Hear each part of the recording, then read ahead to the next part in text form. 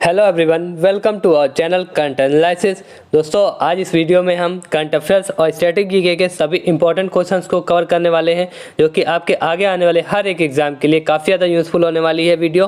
दोस्तों, इस वीडियो में आज हम स्टैटिक जीके और करंट अफेयर्स के सभी एग्जाम सेलेक्टेड क्वेश्चन को लेकर आए हुए हैं। तो दोस्तों, इस वीडियो को आप इन तक देखिएगा। अगर सेशन पसंद आता है तो वीडियो को लाइक कीजिएगा और हमारे चैनल करंट एनालिसिस को भी सब्सक्राइब कर लीजिएगा और बेल आइकन को भी प्रेस कर लीजिएगा, ताकि आने वाली हर एक वीडियो की अपडेट आपको मिलती रहे। तो चलिए शुरू करते हैं आज के इंपॉर्टेंट स्टैटिक जीके के क्वेश्चंस को।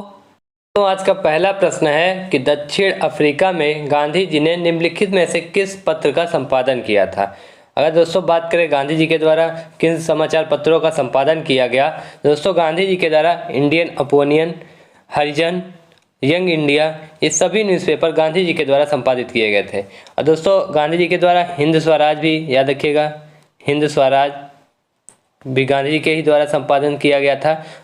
हिंद स्वराज, ये सभी समाचार पत्र गांधी जी के द्वारा ही दोस्तों संपादन किए गए थे। अगर दोस्तों बात करें भारतीय दर्पण की, इंडियन मिरर की, तो ये दोस्तों देवेंद्र नाथ टैगोर जी के द्वारा किया गया था। किसके द्वारा? देवेंद्र नाथ टैगोर जी के द्वारा। अगर दोस्तों आपसे पूछता है इनमें से कौन सा समाचार पत्र गांधी जी के द्वारा संपादन नहीं किया गया था, दोस्तों याद रखिएगा भारतीय दर्पण हो जाता है। और ये सभी समाचार पत्र गांधी जी के द्वारा संपादन किए गए थे। भारतीय दर्पण सिर्फ देवेंद्र नाथ टैगोर जी के द्वारा, और वो भी कब किया गया था दोस्तों, ये भी याद रखिएगा 1861 में किया था देवेंद्र नाथ टैगोर जी ने भारतीय दर्पण का संपादन। और इंडियन ओपिनियन, हरिजन, यंग इंडिया और हिंद स्वराज, ये सभी न्यूज़पेपर गांधी जी के द्वारा संपादित किए गए थे। दोस्तों याद रखिएगा, काफ़ी ज़्यादा इंपॉर्टेंट क्वेश्चन हो जाता है।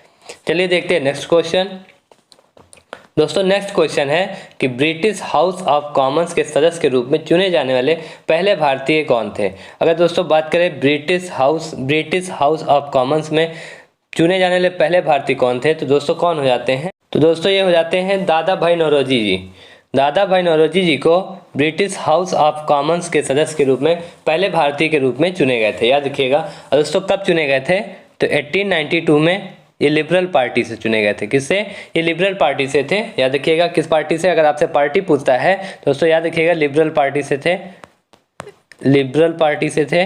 और कब चुने गए थे? तो दोस्तों 1892 में चुने गए थे, याद रखिएगा। और दोस्तों दादा भाई नौरोजी की बात करें तो इन्हें grand old man of India भी कहा जाता है, याद रखिएगा। दादा भाई नौरोजी जी को क्या कहा जाता है? Grand old man of India, याद रखिएगा। काफ़ी ज़्यादा इंपॉर्टेंट ये भी क्वेश्चन हो जाता है। दोस्तों आज इस वीडियो में सभी एग्जाम सेलेक्टेड क्वेश्चंस लाए हुए हैं, जो कि आपके एग्जाम के लिए काफ़ी ज़्यादा इंपॉर्टेंट होने वाले हैं। तो दोस्तों वीडियो को इन तक जरूर देखिएगा, और सेशन पसंद आता है तो दोस्तों लाइक भी करते रहिएगा ज़्यादा से ज़्यादा, और शेयर भी करते रहिएगा लोगों को। तो चलिए देखते हैं नेक्स्ट क्वेश्चन। दोस्तों नेक्स्ट क्वेश्चन है कि प्रायद्वीपीय भारत का सबसे दक्षिणी बिंदु कन्याकुमारी स्थित है। तो दोस्तों कर्क रेखा के उत्तर में स्थित है, या भूमध्य रेखा के दक्षिण में, या मकर रेखा के दक्षिण में, या भूमध्य रेखा के उत्तर में। तो दोस्तों कन्याकुमारी भूमध्य रेखा के उत्तर में स्थित है, याद रखिएगा। कहाँ पे? भूमध्य रेखा के उत्तर में। अब दोस्तों अगर इधर आप लोग डायग्राम में देख सकते हैं, ये हमारा इंडियन मैप हो गया, और ये कन्याकुमारी हमारे यहाँ दक्षिणी बिंदु पे है कन्याकुमारी, और ये 0 डिग्री इक्वेटर लाइन हो जाती है, जिसे भूमध्य रेखा भी कहते हैं, भूमध्य रेखा। अब दोस्तों इसके किस साइड पड़ रहा है? उत्तर में ही तो कन्याकुमारी पड़ रहा है, तो इसका ऑप्शन क्या हो जाएगा दोस्तों? भूमध्य रेखा के उत्तर में, नॉर्थ लाइन इक्वेटर में। कन्याकुमारी कहाँ पे स्थित है? दक्षिणी बिंदु कन्याकुमारी, तो दोस्तों नॉर्थ लाइन इक्वेटर में। इक्वेटर लाइन 0 डिग्री होती है, ये भी याद रखिएगा दोस्तों। अब दोस्तों बात करें कर्क रेखा की, तो दोस्तों याद रखिएगा कर्क रेखा 8 राज्यों से निकलती है। कहाँ से? 8 राज्यों से, ये भी इंपॉर्टेंट हो जाता है, याद रखिएगा। चलिए देखते हैं नेक्स्ट क्वेश्चन। दोस्तों नेक्स्ट देखते हैं, नेक्स्ट क्वेश्चन है कि पृथ्वी के सबसे नज़दीकी कौन सा ग्रह है। अगर दोस्तों बात करें पृथ्वी के सबसे नज़दीकी ग्रह की, तो यह शुक्र ग्रह हो जाता है, जो कि पृथ्वी के सबसे नज़दीक में पड़ता है, याद रखिएगा। सबसे नज़दीकी ग्रह कौन सा है पृथ्वी का? दोस्तों ऑप्शन नंबर बी, शुक्र ग्रह है। अगर दोस्तों इसकी सीक्वेंस की बात करें तो देख सकते हैं बुध, फिर शुक्र, फिर पृथ्वी। देखिए पृथ्वी के सबसे नज़दीक शुक्र है, और दोस्तों मंगल भी है सबसे नज़दीक, लेकिन मंगल नहीं होगा इसका ऑप्शन सही, क्योंकि मंगल की दूरी पृथ्वी से कितनी हो जाती है दोस्तों? तो 317.7 मिलियन किलोमीटर, याद रखिएगा दूरी कितनी हो जाती है मंगल की? 317.7 मिलियन किलोमीटर हो जाती है। अगर दोस्तों वहीं पे शुक्र की बात करें तो इसकी 58 मिलियन किलोमीटर हो जाती है, 58 मिलियन किलोमीटर, याद रखिएगा। दूरी भी अगर आपसे एग्जाम पूछता है तो दूरी भी याद रखिएगा। तो दोस्तों सबसे नज़दीकी ग्रह कौन सा हो गया? तो सबसे नज़दीकी ग्रह पृथ्वी का शुक्र हो गया दोस्तों। अगर बात करें सबसे गर्म ग्रह की, तो दोस्तों सबसे गर्म ग्रह शुक्र होता है, याद रखिएगा सबसे गर्म ग्रह शुक्र हो जाता है। और सबसे छोटा ग्रह बुध होता है। कौन सा सबसे छोटा ग्रह? बुध है। और सबसे गर्म ग्रह शुक्र हो जाता है। और दोस्तों सबसे बड़ा ग्रह बृहस्पति है, याद रखिएगा सबसे बड़ा ग्रह कौन सा है? बृहस्पति। दोस्तों काफ़ी ज़्यादा इंपॉर्टेंट ये भी पॉइंट्स हो जाते हैं, याद रखिएगा इन सभी पॉइंटों को। चलिए देखते हैं नेक्स्ट क्वेश्चन। नेक्स्ट क्वेश्चन है कि सार्वजनिक स्वास्थ्य और स्वच्छता, अस्पताल और औषधालय में से एक किस सूची का एक विषय है? तो दोस्तों बात करें ये किस सूची के विषय हैं? सार्वजनिक स्वास्थ्य और स्वच्छता, अस्पताल और औषधालय, ये सब किस सूची के विषय हैं? तो दोस्तों ये राज्य सूची के विषय हो जाते हैं, याद रखिएगा किस सूची के? राज्य सूची के। अगर दोस्तों बात करें राज्य सूची में टोटल कितने विषय हैं, अगर आपसे एग्जाम में पूछता है कि कुल कितने राज्य सूची में विषय हैं, तो दोस्तों 61 विषय हैं। अब प्रेजेंट टाइम में 61 विषय हैं। और पहले के अगर पूछता है पहले कितने थे, तो दोस्तों ये भी याद रखिएगा पहले 66 थे। कितने विषय थे? 66 विषय थे सूची में, राज्य सूची में। अगर दोस्तों समवर्ती सूची की बात करें तो इसमें, और दोस्तों इसमें राज्य सूची में जिसमें सिर्फ कानून कौन बनाता है? तो राज्य बनाती है कानून। ये भी याद रखिएगा कि राज्य सूची में जिनमें कानून कौन बनाता है? तो सिर्फ राज्य बनाती है। अगर दोस्तों बात करें समवर्ती सूची की, तो दोस्तों समवर्ती सूची में प्रेजेंट टाइम में 47 विषय हैं। और पहले कितने हुआ करते थे? पहले 52 थे, याद रखिएगा समवर्ती में पहले 52 थे और अब कितने हैं? 47। और दोस्तों इसमें कौन कानून बनाता है? तो इसमें सेंट्रल गवर्नमेंट और स्टेट गवर्नमेंट दोनों मिलकर समवर्ती सूची में कानून बनाती हैं। और टोटल विषय अगर पूछता है तो दोस्तों टोटल विषय समवर्ती सूची में 47 है प्रेजेंट टाइम में, और पहले कितने थे? तो पहले 52 थे। अगर दोस्तों बात करें संघ सूची की, तो दोस्तों ये भी याद रखिएगा संघ सूची में 97 विषय हो जाते हैं। और इसमें पहले कितने विषय हुआ करते थे? तो पहले 100 विषय हुआ करते थे। कितने? 100। और इसमें संघ सूची में दोस्तों केंद्र सरकार कानून बनाती है, यह भी याद रखिएगा कि संघ सूची में कितने विषय हैं? तो 97 हो जाते हैं। और कौन कानून बनाता है अगर पूछता है? दोस्तों केंद्र सरकार बनाती है। और समवर्ती सूची की बात करें तो दोस्तों इसमें 47 विषय हो जाते हैं। इसमें केंद्र सरकार और राज्य सरकार दोनों मिलकर कानून बनाती है, और जिसका ज़्यादा प्रभावी होता है उसका माना जाता है। और राज्य सूची की बात करें तो दोस्तों इसमें कुल 61 विषय हैं और पहले 66 हुआ करते थे। और इसमें राज्य सिर्फ कानून बना सकती है, ये भी याद रखिएगा। दोस्तों चलिए देखते हैं नेक्स्ट क्वेश्चन। दोस्तों नेक्स्ट क्वेश्चन है कि भारतीय पुनर्जागरण आंदोलन के जनक कौन थे? दोस्तों बात करें पुनर्जागरण आंदोलन के जनक किसे माना जाता है? तो दोस्तों ये राजा राम मोहन राय जी को भारतीय पुनर्जागरण आंदोलन के जनक माना जाता है। अगर दोस्तों राजा राम मोहन राय जी की और डिटेल में बात करें दोस्तों इन्हें आधुनिक भारत का पितामह भी माना जाता है। याद रखिएगा अगर आपसे भारतीय पुनर्जागरण आंदोलन के जनक पूछता है तो कौन हो जाते हैं? राजा राम मोहन राय जी हो जाते हैं। और यदि आधुनिक भारत का पितामह पूछता है तो दोस्तों याद रखिएगा राजा राम मोहन राय जी हो जाते हैं। और दोस्तों राजा राम मोहन राय जी ने ब्रह्म समाज की स्थापना भी की थी, ये भी याद रखिएगा।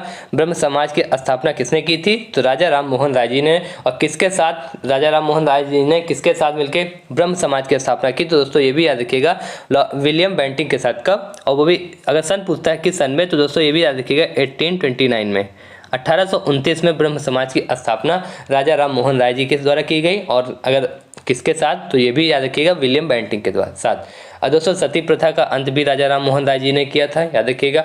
अगर दोस्तों बात करें बाल गंगाधर तिलक जी की, तो दोस्तों इन्हें लोकमान्य भी कहा जाता है, ये भी काफ़ी ज़्यादा इंपॉर्टेंट हो जाता है। कई सारे एग्जामों में ये पूछा भी गया है कि लोकमान्य किसे कहा जाता है? तो दोस्तों याद रखिएगा बाल गंगाधर तिलक जी को लोकमान्य कहा जाता है। और दोस्तों बाल गंगाधर तिलक जी ने भारतीय असंतोष का जनक कहा जाता है। याद रखिएगा भारतीय असंतोष का जनक किसे कहा जाता है?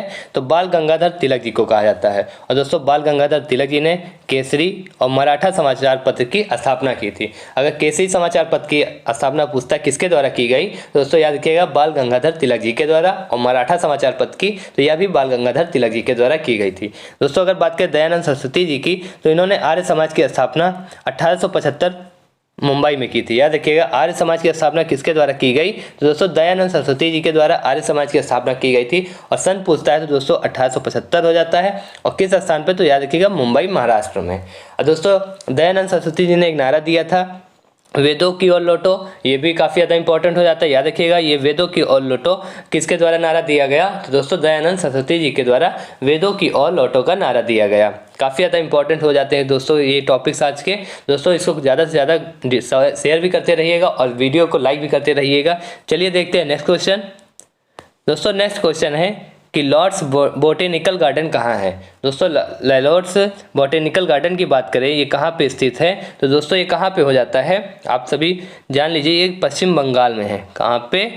लॉर्ड्स बोटेनिकल गार्डन पूछा गया है तो दोस्तों याद रखिएगा कहाँ पे हो जाता है, पश्चिम बंगाल में। अगर दोस्तों पश्चिम बंगाल की और अगर गार्डन लॉर्ड्स गार्डन पूछता है तो ये भी पश्चिम बंगाल में हो जाता है। अगर पूछता है अलीपुर बोटेनिकल गार्डन कहाँ है तो ये भी पश्चिम बंगाल में हो जाता है। और आचार्य हरीशचंद्र बोस गार्डन भी पश्चिम बंगाल में हो जाता है। दोस्तों और बात करें कर्नाटक, जम्मू और केरल के गार्डनों की तो दोस्तों पीली खुला गार्डन, लाल बाग गार्डन, ये सभी कर्नाटक में हो जाते हैं। ये दोनों कर्नाटक में हैं, याद रखिएगा दोस्तों। इसमें हम पश्चिम बंगाल के साथ जो भी और ऑप्शन के राज्य थे उनमें भी गार्डनों को कवर करते हैं, इसमें आपको बार बार ना पढ़ना पड़े, इसलिए इसी वीडियो में सब कुछ हम डिटेल से कवर करते हुए चल रहे हैं। तो दोस्तों इस वीडियो को इन तक जरूर देखिएगा। चलिए दोस्तों बात करें निषाद बाग बोटेनिकल गार्डन कहाँ पे है, चश्मे शाही बोटेनिकल गार्डन और टुलिप गार्डन और शालीमार बाग गार्डन कहाँ पे है तो दोस्तों एक जम्मू और कश्मीर में हो जाते हैं। याद रखिएगा जम्मू कश्मीर में निषाद बाग बोटेनिकल गार्डन और चश्मे शाही बोटेनिकल गार्डन और टुलिप गार्डन और शालीमार बाग कहाँ पे है तो दोस्तों जम्मू कश्मीर में। अगर दोस्तों आपसे एग्जाम में पूछता है जवाहरलाल नेहरू बोटेनिकल गार्डन और मालाबार बोटेनिकल गार्डन कहाँ पे है तो ये दोनों गार्डन केरल में हो जाते हैं। याद रखिएगा पश्चिम बंगाल में अलीपुर आचार्य हरीशचंद्र बोस गार्डन हो जाते हैं। और पीली खुला गार्डन कहाँ पे है तो दोस्तों कर्नाटक में, लाल बाग गार्डन भी कर्नाटक में हो जाता है। और दोस्तों निषाद बाग बोटेनिकल गार्डन, चश्मे शाही बोटेनिकल, टुलिप गार्डन, शालीमार बाग ये सभी जम्मू कश्मीर में हो जाते हैं। और जवाहरलाल नेहरू मालाबार बोटेनिकल गार्डन ये दोस्तों केरल में हो जाते हैं। चलिए देखते हैं नेक्स्ट क्वेश्चन। दोस्तों नेक्स्ट क्वेश्चन है कि सिक्किमारी किस राज्य का लोक नृत्य है। अगर दोस्तों बात करें सिक्किमारी ये किस राज्य का लोक नृत्य हो जाता है तो दोस्तों याद रखिएगा ये सिक्किम का लोक नृत्य हो जाता है। कहाँ का, सिक्किम का। याद रखिएगा काफ़ी ज़्यादा इंपॉर्टेंट ये हो जाता है। तो ये सिक्किमारी कहाँ का हो जाता है दोस्तों, सिक्किम का। अगर दोस्तों सिक्किम की और डिटेल में बात करें तो दोस्तों प्रेजेंट टाइम में सिक्किम के मुख्यमंत्री कौन है तो प्रेम सिंह तमांग जी हो जाते हैं। कौन है, प्रेम सिंह तमांग जी सिक्किम के मुख्यमंत्री हो जाते हैं। और सिक्किम के राज्यपाल गंगा प्रसाद जी हो जाते हैं। और दोस्तों सिक्किम में और लोक नृत्यों की बात करें तो छू फट लोक नृत्य, सिंधी लोक नृत्य यह भी सिक्किम में होता है। और दोस्तों भारत का सवा हवाई अड्डा जो कि बनाया गया है वो कहाँ पे है दोस्तों, याद रखिएगा काफ़ी ज़्यादा ये पॉइंट इंपॉर्टेंट हो जाता है आपके एग्जाम के पॉइंट ऑफ व्यू से कि भारत का सवा हवाई अड्डा कहाँ पे है तो दोस्तों याद रखिएगा सिक्किम में हो जाता है। और जिसका नाम क्या है तो पैकयांग जो कि सवा हवाई अड्डा है भारत का, वो कहाँ पे निर्मित बनाया गया है तो दोस्तों याद रखिएगा सिक्किम में। अगर दोस्तों बात करें भारत की सबसे ऊंचाई पर स्थित झील चोलामू झील कहाँ पे है तो दोस्तों याद रखिएगा चोलामू झील भारत की सबसे ऊंचाई पर स्थित झील हो जाती है जो कि सिक्किम राज्य में है। याद रखिएगा कहाँ पे, सिक्किम में हो जाती है। चलिए देखते हैं और डिटेल। अगर दोस्तों बात करें उड़ीसा के लोक नृत्य और असम मणिपुर की दोस्तों उड़ीसा में सवारी लोक नृत्य, छऊ, मुडारी, उड़िया, घुमरा लोक नृत्य ये सभी उड़ीसा के लोक नृत्य हो जाते हैं। याद रखिएगा अगर आपसे एग्जाम में पूछता है उड़ीसा के लोक नृत्य या इसमें से कोई पूछे लोक नृत्य कहाँ का है तो दोस्तों याद रखिए सभी लोक नृत्य कहाँ के हो जाते हैं, उड़ीसा के। अगर दोस्तों असम की बात करें तो बिहू, कली गोपाल, वट पूजा, खेला गोपाल लोक नृत्य ये सब कहाँ के हो जाते हैं तो दोस्तों ये असम के हो जाते हैं। और डोल चोलम, पुंगी चोलम लोक नृत्य कहाँ के हो जाते हैं दोस्तों तो ये दोस्तों मणिपुर के हो जाते हैं। काफ़ी ज़्यादा इंपॉर्टेंट ये लोक नृत्य हो जाते हैं दोस्तों। आपके एग्जाम में इनसे संबंधित प्रश्न 1 से 2 क्वेश्चन जरूर पूछे जाते हैं लोक नृत्यों से, तो दोस्तों इसको नोट करते हुए चलिएगा। दोस्तों चलिए नेक्स्ट क्वेश्चन की ओर बढ़ते हैं। दोस्तों नेक्स्ट क्वेश्चन है कि रामागुंडम थर्मल पावर स्टेशन किस राज्य में स्थित है। दोस्तों रामागुंडम थर्मल पावर स्टेशन की बात करें तो यह तेलंगाना राज्य में स्थित है। कहाँ पे, याद रखिएगा तेलंगाना में, तेलंगाना राज्य में रामागुंडम थर्मल पावर स्टेशन हो जाता है। याद रखिएगा काफ़ी ज़्यादा इंपॉर्टेंट हो जाता है ये कि Ramagundam thermal power station NTPC कहाँ पे हो जाता है ये तो ये तेलंगाना में हो जाता है। अगर दोस्तों बात करें उत्तर प्रदेश की तो उत्तर प्रदेश में रिहन थर्मल पावर और अनपरा थर्मल पावर स्टेशन हो जाते हैं। याद रखिएगा उत्तर प्रदेश में रिहन थर्मल पावर और अनपरा थर्मल पावर स्टेशन कहाँ पे हैं तो दोस्तों उत्तर प्रदेश में हो जाते हैं। अगर दोस्तों बात करें कर्नाटक और उड़ीसा की तो दोस्तों कमलांग और तलचर झारू सुंगड़ा थर्मल पावर कहाँ पे हो जाते हैं ये तो ये उड़ीसा में हो जाते हैं। दोस्तों काफ़ी ज़्यादा इंपॉर्टेंट ये भी हो जाता है कि रिहन थर्मल पावर कहाँ है तो दोस्तों याद रखिएगा उत्तर प्रदेश में है। और कमलांग, तलचर, झारू सुंगड़ा थर्मल पावर कहाँ पे हो जाता है तो दोस्तों उड़ीसा में हो जाता है। चलिए देखते हैं नेक्स्ट क्वेश्चन। दोस्तों नेक्स्ट क्वेश्चन है कि नागा अर्जुन सागर बांध किस नदी पर बना दुनिया का सबसे बड़ा पत्थर वाला बांध है। दोस्तों इस क्वेश्चन को कार्य से ध्यान से नोट करते हुए चलिएगा और सुनिएगा। अगर आपसे एग्जाम में पूछता है नागा अर्जुन सागर बांध किस नदी पे है तो दोस्तों ये कृष्णा नदी पे हो जाता है। याद रखिएगा कृष्णा नदी पे हो जाता है। और लेकिन अगर दुनिया का सबसे बड़ा पत्थर वाला बांध पूछता है दोस्तों तो याद रखिए नागा अर्जुन सागर बांध हो जाता है। दुनिया का सबसे बड़ा पत्थर वाला बांध कौन सा है दोस्तों? नागार्जुन सागर बांध हो जाता है। अगर पूछता है किस नदी पे बना है दोस्तों याद रखिएगा ये किस नदी पे है, ये कृष्णा नदी पे बना हुआ है। अगर दोस्तों बात करें और बांधों की दोस्तों, श्री सैलम और नागार्जुन सागर बांध ये कहाँ पे हैं? तो दोस्तों ये आंध्र प्रदेश में हो जाते हैं और ये भी कृष्णा नदी पे बने हैं। याद रखिएगा कृष्णा नदी पे हो जाता है कौन सा बांध? नागार्जुन सागर बांध कृष्णा नदी पे बना है। कहाँ पे है? तो दोस्तों आंध्र प्रदेश में। अगर श्री सैलम बांध पूछता है तो दोस्तों यह भी कृष्णा नदी पे बनाया गया है और ये भी आंध्र प्रदेश में हो जाता है। अगर दोस्तों बात करें अलमाटी सागर बांध तो यह कर्नाटक में हो जाता है और कृष्णराज सागर बांध दोस्तों कावेरी नदी पे है। याद रखिएगा ये भी काफ़ी ज़्यादा इंपॉर्टेंट हो जाते हैं, तो इसमें हम सभी बांधों को भी कवर कर लेंगे डिटेल से। तो दोस्तों आइए जानते हैं। अगर दोस्तों बात करें रेणुका बांध की तो यह महाप्रभा नदी पे बना हुआ है। ये आपके एनटीपीसी में पूछा गया था क्वेश्चन, रेणुका बांध किस नदी पे बना हुआ है? दोस्तों याद रखिएगा मालप्रभा नदी पे बना हुआ। किस राज्य में है? तो दोस्तों ये भी याद रखिएगा हिमाचल प्रदेश में हो जाता है। कहाँ पे रेणुका बांध? तो दोस्तों हिमाचल प्रदेश में। और किस नदी पे बना है? तो मालप्रभा नदी पे। अगर दोस्तों बात करें बसवराज सागर बांध तो यह कावेरी नदी पे बनाया गया है और कहाँ पे है? तो कर्नाटक में हो जाता है। अगर दोस्तों बात करें हीराकुंड बांध की तो यह महानदी पे बनाया गया है और उड़ीसा में। कहाँ पे? उड़ीसा में। मंदिरा बांध तो दोस्तों ये शंख नदी पे है। ये भी क्वेश्चन आपके एनटीपीसी में पूछा गया था कि दोस्तों मंदिरा बांध किस नदी पे है? तो दोस्तों याद रखिएगा मंदिरा बांध शंख नदी पे हो जाता है और किस राज्य में है? तो दोस्तों ये उड़ीसा में हो जाता है। कहाँ पे? उड़ीसा में मंदिरा बांध है और किस नदी पे बनाया गया? तो शंख नदी पे। और दोस्तों बात करें इंदिरा सागर बांध की तो यह मध्य प्रदेश में है और नर्मदा नदी पे बनाया गया है। अगर दोस्तों बात करें मध्य प्रदेश के और बांधों की तो मध्य प्रदेश में ओमकारेश्वर बांध हो जाता है, वो भी नर्मदा नदी पे बनाया गया है। और दोस्तों इंदिरा सागर बांध याद है कहाँ पे है? तो नर्मदा नदी पे, ये भी मध्य प्रदेश में है। और दोस्तों बात करें सरदार सरोवर की तो यह भी नर्मदा नदी पे बनाया गया, लेकिन ये गुजरात में हो जाता है। याद रखिएगा कहाँ पे है? गुजरात में। नर्मदा नदी पे बनाया गया है सरदार सरोवर बांध, लेकिन ये कहाँ पे हो जाता है? तो गुजरात राज्य में हो जाता है। अगर दोस्तों बात करें इंदिरा सागर बांध की तो ये भी नर्मदा नदी पे है, मध्य प्रदेश में बनाया गया हुआ है। और भारत का सबसे ऊंचा बांध अगर दोस्तों पूछता है तो कौन सा हो जाता है? टिहरी बांध। और दोस्तों किस नदी पे बनाया गया है? तो यह काफ़ी ज़्यादा इंपॉर्टेंट हो जाता है, तो यह भागीरथी नदी पे बनाया गया है। अगर पूछता है किस राज्य में है तो दोस्तों याद रखिएगा उत्तराखंड में है।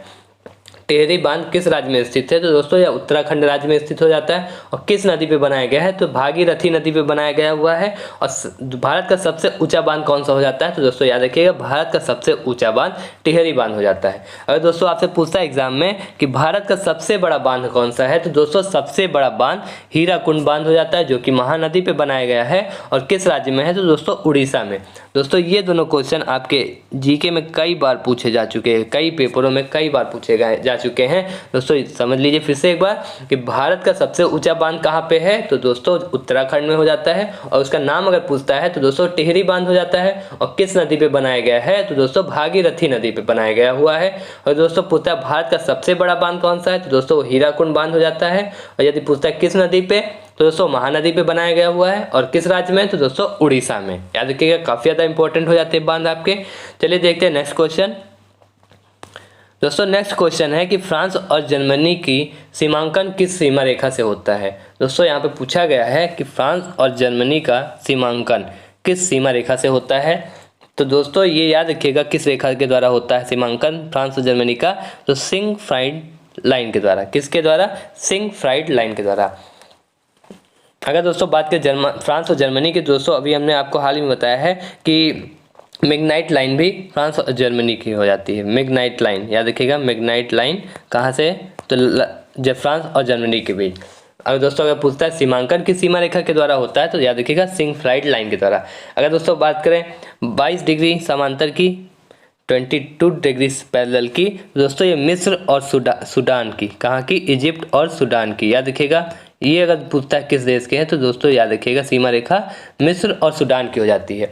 अगर 20 डिग्री पैरेलल पूछता है दोस्तों, तो 20 डिग्री पैरेलल हो जाती है लीबिया और सूडान की। याद रखिएगा लीबिया और सूडान की। अगर दोस्तों रेड क्लिफ लाइन पूछता है तो ये तो भारत और पाकिस्तान की हो जाती है सीमा लाइन। याद रखिएगा किसकी? भारत और पाकिस्तान की। पाकिस्तान, ठीक दोस्तों याद रखिएगा। 22 डिग्री पैरेलल तो मिस्र और सूडान की सीमा रेखा हो जाती है। और 20 डिग्री पैरेलल तो ये लीबिया और सूडान की हो जाती है। और रेड क्लिफ लाइन दोस्तों भारत और पाकिस्तान की। और सिंग-फ्राइड लाइन फ्रांस और जर्मनी की सीमा रेखा हो जाती है। चलिए देखते हैं नेक्स्ट क्वेश्चन। दोस्तों नेक्स्ट क्वेश्चन है कि Talcher super thermal power station किस राज्य में स्थित है।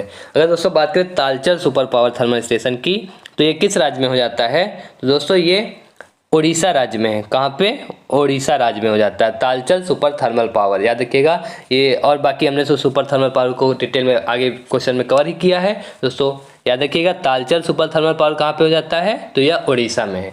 चलिए नेक्स्ट क्वेश्चन देखते हैं दोस्तों। नेक्स्ट क्वेश्चन है कि डॉक्टर अंबेडकर स्टेडियम कहाँ स्थित है।